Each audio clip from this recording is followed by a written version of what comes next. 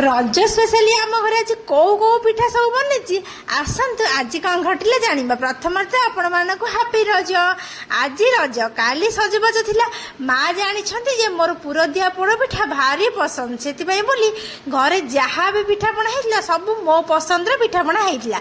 स्वामी से putter phone करी कहले आज किसी घर पिठा होची ना नहीं। मु स्वामी को टे चिड़े कहीदे ना खाली चकुली पिठा हो। स्वामी कहले तुम तो केबे चकुली खाई नथिबा से रजटार चकुली पिठा करछ।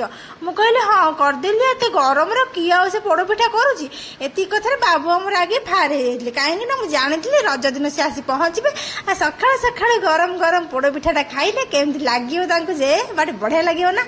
हाँ बाबू आमर सका बस आसी पहुँची गले। आपण मैंने तो प्रोसेसिंग केमी हो जापे सका होगा मतलब मो माँ डे नक पिठा तक सब पाउस काढ़ी रेडी करते पोड़ पिठा भारी टेस्टी बहुत।